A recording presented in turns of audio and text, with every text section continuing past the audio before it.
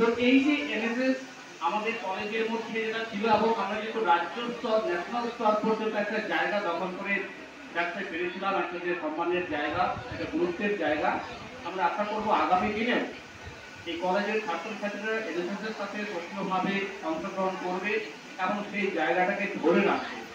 2021-22 সালে পুষ্পলতা মান্ডি ও কিন্তু দুবার আমাদের অন্য স্টেটে গিয়ে ন্যাশনাল এডুকেশন ক্যাম্প সে অ্যাটেন্ড করে এসছে এবং পিআরডি সিলেকশন যেটা দিল্লিতে হয় সে তার আগের ধাপ পর্যন্ত গৌহাটিতে গিয়েছিল, সেখানে রিপাবলিক ডে ক্যাম্প অ্যাটেন্ড করে আসে।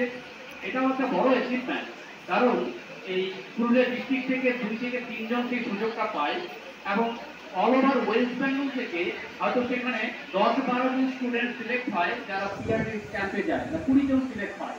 সেই 20 জনের মধ্যে পুষ্পলতা মান্ডি একজন ছিল। এছাড়াও আমরা এর আগেও অনেক স্টুডেন্ট পেয়েছি যারা হয়তো দিল্লি পর্যন্ত যেতে পারেনি, কিন্তু তার আগ পর্যন্ত গিয়েছে। আমাদের কলেজ থেকে একমাত্র একজনই দিল্লিতে এনএসএস ভলান্টিয়ার হিসেবে গিয়েছিল, সে হচ্ছে মঞ্জু ধীবর। 2020 সালের দিল্লিতে যে রিপাবলিক ডে প্যারেড ক্যাম্পাস, সেখানে সে কিন্তু পার্টিসিপেট করেছিল। তো এই এনএসএস অ্যাক্টিভিটিসের মধ্য দিয়ে কিন্তু এই 2 বছর কাজের মধ্য দিয়ে রাষ্ট্রপতির হাত থেকে পুরস্কারও নেওয়া যায়। তো সকল ছাত্রছাত্রীদেরকে এই সম্পর্কে তোমরা যদি আরো জানতে চাও, যোগাযোগ করবে কলেজে।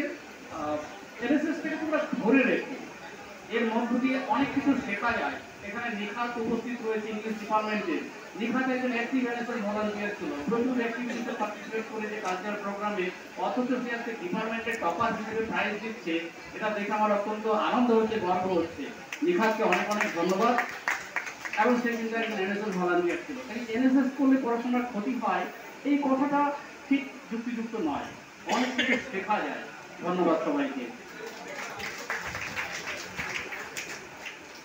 সকলকে অনেক ধন্যবাদ এবং